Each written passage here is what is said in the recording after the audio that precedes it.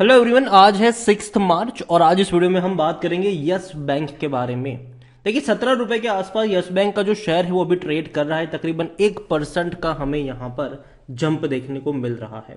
देखिए lock in period जिसके हम लंबे समय से बात कर रहे थे कि लॉक इन पीरियड जो 3 साल का है, जो बैंक्स ने खरीदारी करी थी यहाँ पर, वो एंड होने वाला है, हो चुका है आज कह लो आप यहाँ पर।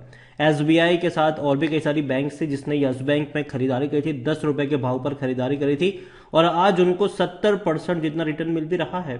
और एक चांसेस थे जो काफी लोग कह भी रहे थे कि हो सकता है कि कुछ बैंक्स प्रॉफिट बुकिंग कर सकती है। रिपोर्ट्स बीच बीच में आ भी रही थी कि एसबीआई भी कर सकता है यहाँ पर।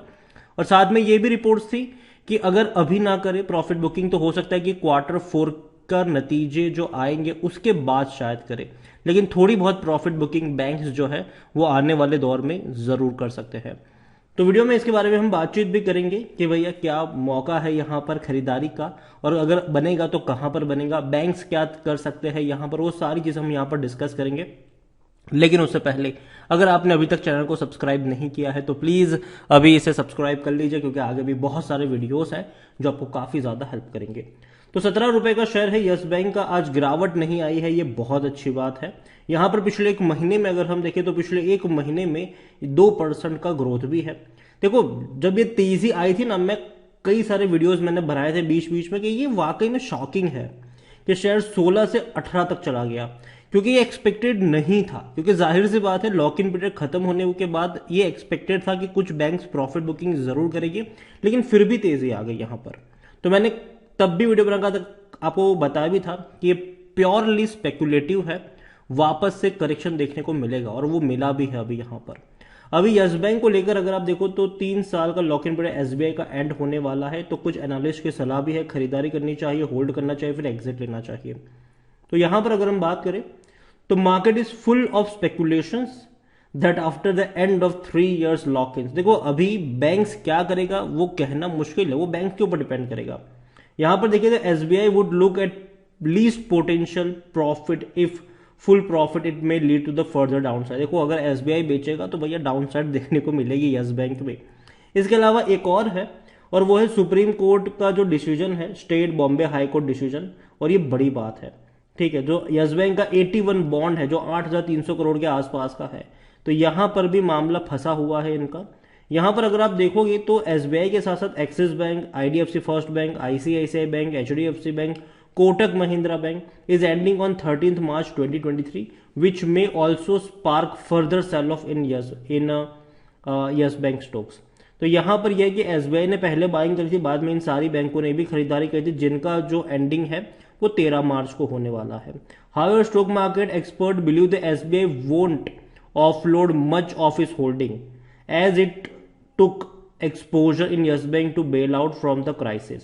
देखो बहुत बड़ा कहते हैं कि एसबीआई सेल ऑफ नहीं करेगा, थोड़ा बहुत कर सकता है यहाँ पर, ठीक है। हालांकि 10 रुपए के भाव पर खरीदारी थी इन सबकी, और अभी अगर आप देखो तो 3 साल में 60% जितना रिटर्न बन चुका है, इन सबका बन चुका है रिटर्न यहाँ पर।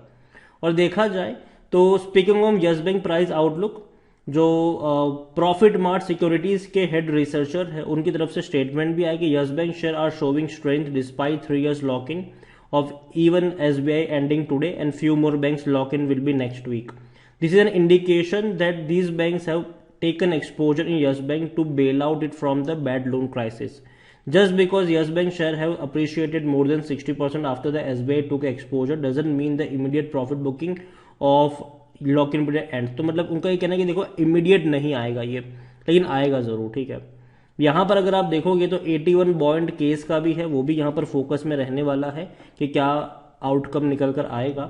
यहां पर अगर आप देखो तो रवि सिंघल जो सीईओ है जीसीएल ब्रोकिंग के, उनकी तरफ से आएगी major hurdle for Yes bank share are Mumbai high court setting aside its decision of to write of.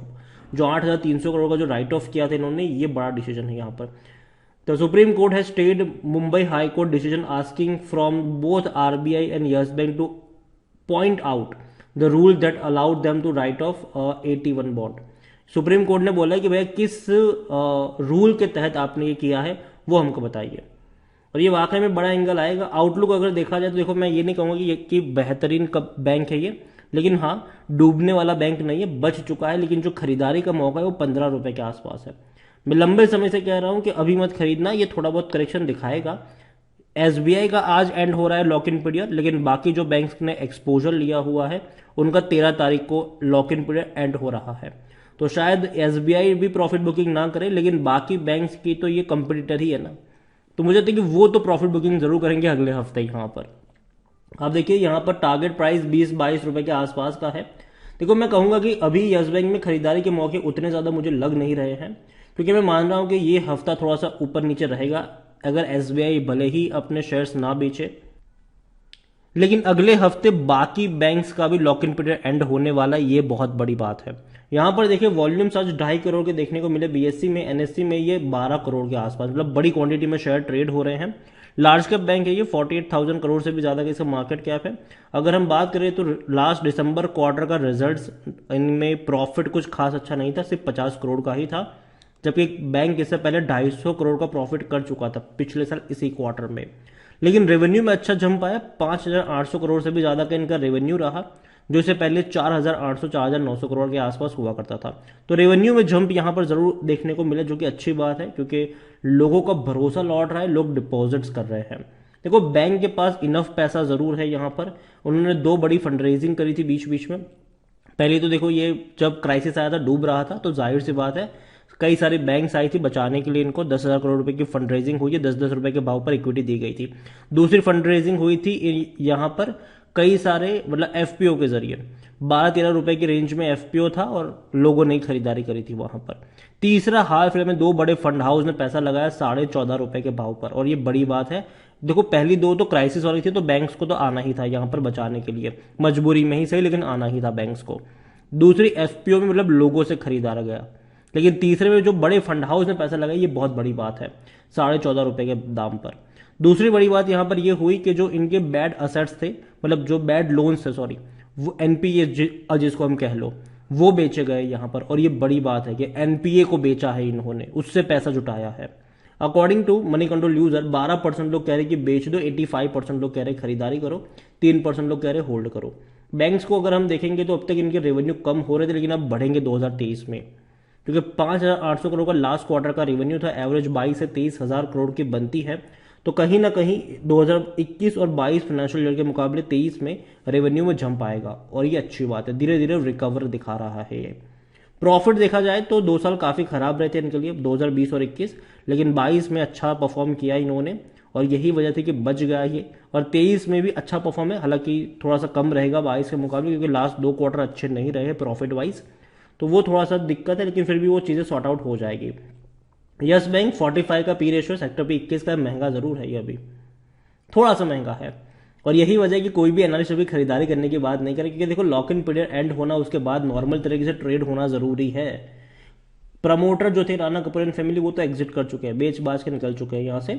0.47% है म्यूचुअल फंड के पास, 37.96% है डोमेस्टिक इंस्टीट्यूशन के पास, 23.25% है एफआईएस के पास, और एफआईएस ने बहुत बड़ी क्वांटिटी में खरीदारी करी है कंपेयर टू सितंबर। जो 12% की होल्डिंग थी वो बढ़ के 23 पर आ चुकी है।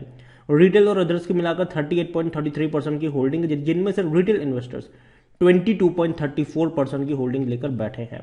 देखिए ओवरऑल यस बैंक को लेकर मैं एक चीज कहूंगा कि देखो मैं उतना ज्यादा बुलिश नहीं हूं इसके ऊपर, लेकिन लॉन्ग टर्म के लिए ये अच्छा परफॉर्म कर सकता है। बस ये लॉक इन पीरियड वाला जो इवेंट्स है ये खत्म हो जाए, उसके बाद मुझे लगता है कि अच्छी शुरुआत इनकी हो सकती है। लेकिन तब तक अगर शायद आपको 15 रुपए के आसपास मिलता है तो खरीदारी के एक बेहतरीन मौके बनेंगे, और वहां पर आपकी नजर होनी चाहिए। बॉटम फिशिंग के मौके बनेंगे आपको 15 रुपए के आसपास, तो खरीदारी करिए, बने रहिए। उतना बड़ा गिरावट मैं एक्सपेक्ट नहीं कर रहा हूं कि यहां पर आएगा, लेकिन जहां तक बात है फ्रेश बाइंग की, मैं मान रहा हूं कि 15 रुपए के लेवल पर आपकी नजर होनी चाहिए।